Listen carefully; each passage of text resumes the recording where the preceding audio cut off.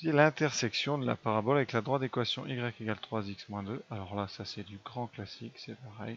C'est le même genre de question. On va résoudre un système, hein, ici, formé de l'équation de la parabole y égale moins 12x2 plus x plus 4 et l'équation de la deuxième courbe qui est une droite y égale 3x moins 2. Pour résoudre ça, eh bien, on doit résoudre moins 12x2 plus x plus 4 est égal à 3x moins 3. Et on garde une équation pour pouvoir recalculer y par la suite, parce que la première va nous permettre de trouver x. Alors, tranquillement ici, on résout moins 12x carré plus x plus 4 est égal à 3x moins 2. Pour ça, on va tout mettre à gauche, ce qui nous donne moins 12x2 plus x moins 3x moins 2x plus 4 plus 2 plus 6 égale 0. Et là, on va pouvoir calculer le discriminant. Avant, on regarde toujours si on peut simplifier les coefficients. Et là, c'est le cas. Vous pouvez diviser cette équation, enfin, vous pouvez diviser les deux membres de cette équation par 2, ce qui vous amène moins 6x2 moins x plus 3 égale 0. Donc on va faire évidemment le discriminant, puisque vous avez devant vous une équation du second degré. Les coefficients en x2, a égale moins 6, en x, b égale moins 1, et constant, c égale 3. Cela nous donne delta b carré moins 4ac, donc moins 1 au carré, qui donne 1, moins 4 fois moins 6 fois 3, qui donne 1 plus 24 fois 3, 1 plus 72, qui donne 73. Donc, delta est strictement positif. Il y a deux solutions réelles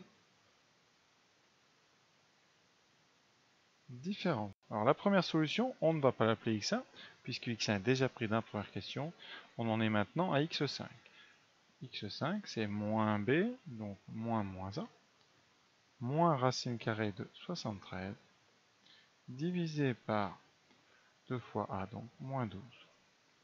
Comme il y a un moins bas et qu'on n'aime pas, on va le passer en haut. Alors comme d'habitude dans les vidéos, je vais doucement, je factorise en haut par moins 1, ça fait moins ici, donc moins 1 plus racine de 73 sur moins 12, les deux moins ici s'annulent, il reste en haut moins 1 plus racine de 73 sur 12. Alors ceux qui savent bien faire, vous passez directement, vous sautez une étape. Pour x6 par contre, on ne s'embête pas, ça sera moins 1 moins racine de 73 sur 12. Alors à la calculatrice, comme va le rapprocher, j'ai trouvé ici à peu près égal à 0,6. Et pour la deuxième, à peu près égal à moins 0,8. Voilà. Je vous laisse vérifier. On vous demande les intersections, il faut donc les deux coordonnées. Alors on a les x, maintenant il va nous falloir les y, puisqu'on demande l'intersection, il faut les deux coordonnées. Donc on va calculer y. Alors comment faire? Eh bien vous voyez, j'ai surligné ici cette formule-là, eh bien va nous permettre de trouver y quand on connaît x. Dans ce cas-là, eh bien pour x égale x5, on obtient y5, on va l'appeler y5, qui vaut 3 fois x5 moins 2, c'est-à-dire 3 fois donc, moins 1 plus racine de 73 sur 12. On peut simplifier par 3, ce qui nous donne sur 4. Tout ça, moins 2. Moins 2, comme on a des quarts, on va mettre tout de suite ça sur 4. Ça fait moins 4 sur 1, 8 sur 4.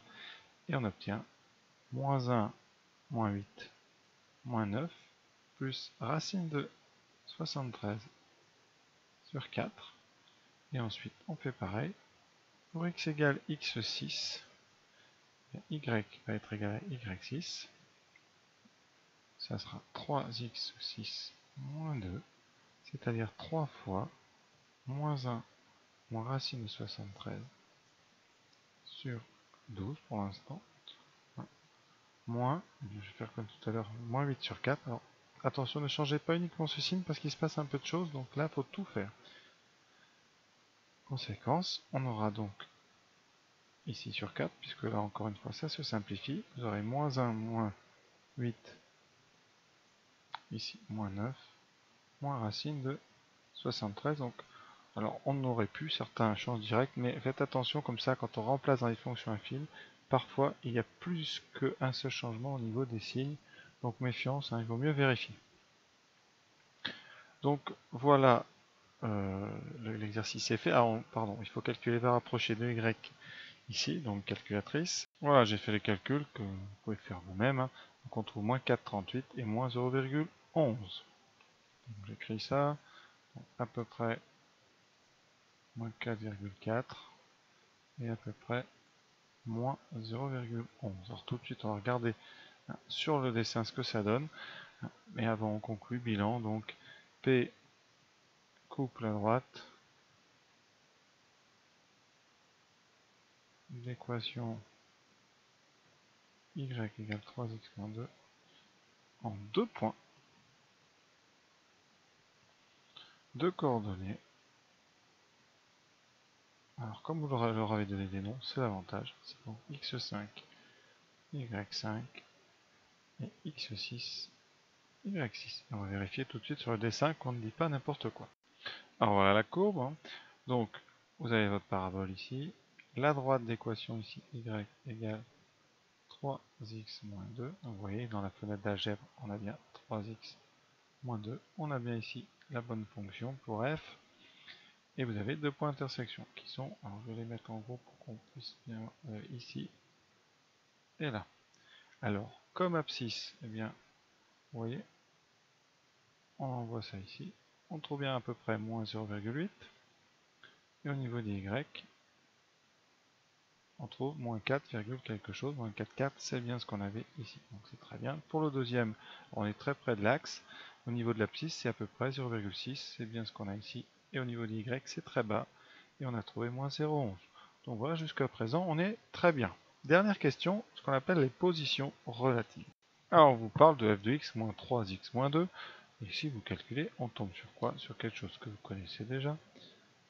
Ici, moins 3x moins 2. Alors faites attention, certains commettent des erreurs impardonnables. Quand vous avez la parenthèse avec le moins, ça fera moins 3x plus 2. Voilà. Et vous avez un trinôme moins 12x2 moins 2x plus 6 que vous reconnaissez, c'est celui de la question précédente. Donc on a déjà, pour le reconnaître encore mieux, si vous voulez, vous factorisez par 2, ça fait moins 6x2 moins x plus 3. Vous le reconnaissez, on a déjà trouvé les racines. C'était x5 et x6. D'accord? Donc le tableau de variation est très simple à faire. Tableau de signes, pardon. Hein, je vais préciser ici. Donc les racines sont déjà trouvées. x5 et x6, hein, de racines, voilà. Attention, le coefficient en x2a est négatif. Donc d de x. Hein. Ensuite vous avez x5 et x6. Alors attention, x6 était plus petit que x5. Voilà. Oh, c'est raté. Alors vous savez que d est une fonction du second degré qui a un coefficient x2 négatif. Le coefficient c'est moins 12. Vous avez donc une parabole inversée qui coupe l'axe en x5, en x6 ici, et x5. Vous avez donc un signe moins 0 plus. Donc ici 3 colonnes. Ce qui s'annule ici, puisque ce sont les racines, on a moins, plus, moins, c'est du signe de A à l'extérieur des racines. Donc voilà, le signe de D, il est très facile à étudier. Alors, donner une interprétation graphique, ça, voilà, très important, on le fera beaucoup de fois cette année en première. Donc, eh bien, qu'est-ce qu'il faut savoir? Eh bien, vous étudiez ici la différence entre la fonction, l'expression de f et le membre droite de l'équation, 3x-2. Conséquence, bien, si d de x est négatif, oui, négatif, ça veut dire, eh bien, ça équivaut à dire que f de x est plus petit que 3x moins 2. Et par conséquent, graphiquement, la parabole qui correspond donc à f sera en dessous de la droite. En dessous strictement, ça ne peut pas couper à droite puisque c'est strictement plus petit. En dessous strictement. Donc ici, qu'est-ce qu'on peut dire? Eh bien, sur l'intervalle, donc, sur l'intervalle moins l'infini, x6 union x5 plus l'infini, c'est-à-dire les deux colonnes extérieures, et bien on a P en dessous. P est en dessous strictement de la droite. Voilà. Si D est positif, hein, je fais le raisonnement, eh bien ça veut dire que f de x est plus grand que 3x moins 2. Et donc, la parabole P sera strictement au-dessus de la droite. Et donc ça se passe ça sur l'intervalle x6, x5. Alors pour résumer, on peut faire un tableau comme ça. Hein. Vous écrivez le signe de f de x moins 3x moins 2, ici, moins plus moins, et en dessous, dans chaque colonne, alors il faut prévoir des colonnes très larges, on inscrit, eh bien, si la différence est négative, la première fonction a une courbe qui est au-dessous, et si la différence est positive, c'est la première courbe qui est au-dessus de la deuxième. Donc là, ça donne P strictement en dessous de D, ici P strictement au-dessus, et ici P strictement en dessous. Alors sur le dessin, ça se voit, vous voyez. Avant les deux points d'intersection, c'est à l'extérieur ici, ici et là, donc avant x6 et après x5, vous avez la droite qui est au-dessus de la courbe verte. C'est bien ce qu'on a, on a bien le vert en dessous du rouge strictement. Les deux se coupent bien au point d'intersection x5 et x6, et entre les deux, la courbe verte est au-dessus, donc P est strictement au-dessus de D. Donc voilà un petit peu l'intérêt de cet exercice, c'est trouver la position relative des courbes, hein, donc entre elles. Voilà. Alors cet exercice est terminé, j'espère que ça vous a plu et que j'ai été clair, et à très bientôt.